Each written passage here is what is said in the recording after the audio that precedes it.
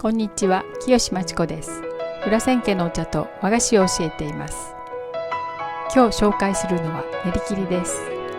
練り切りでキセバタを作ります。キセバタは菊のお菓子、9月9日の重陽の節句にちなんでいます。ご覧になればきれいな菊の花を作ることができます。ぜひお作りくださいね。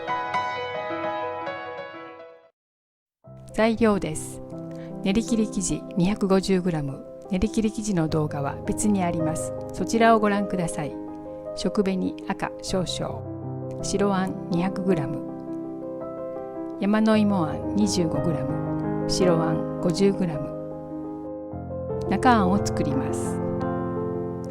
白あんを 20g ずつ10等分します。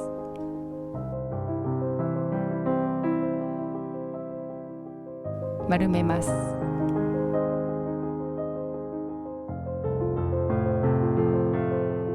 練り切り生地を用意します。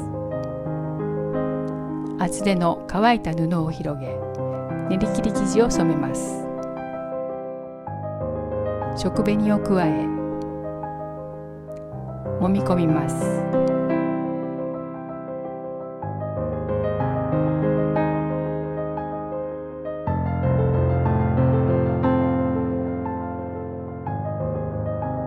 乾燥防止に湿った布を用意し、10等分します。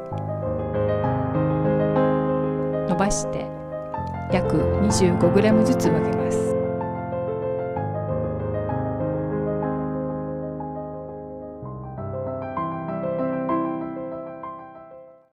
中あんを生地で包みます。内側へと折り込みます。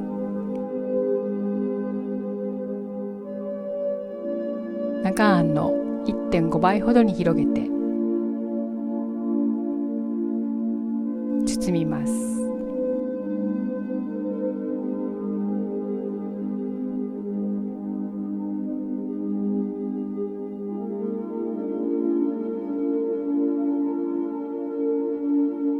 少し平たく丸めます。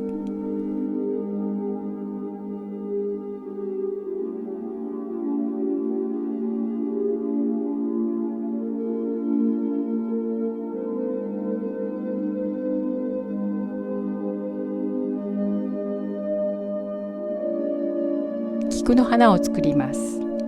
三角棒を使います。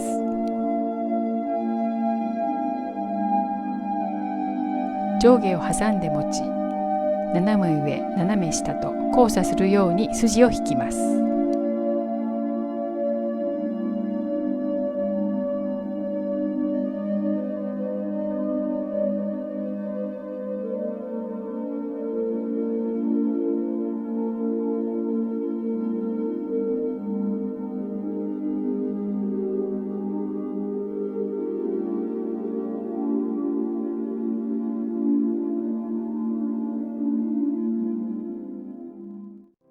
綿を作ります。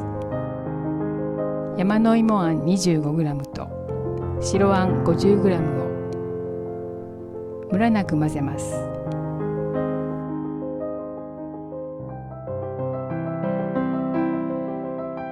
こします。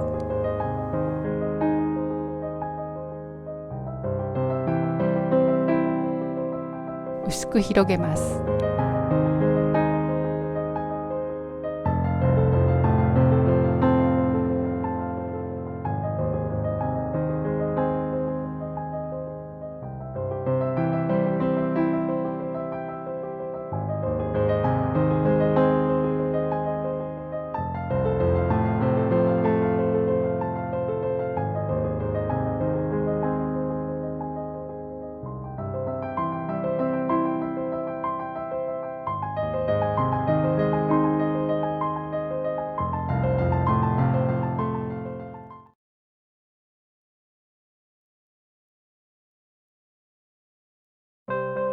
キセワタはその名の通り菊の花に綿をかぶせた姿です。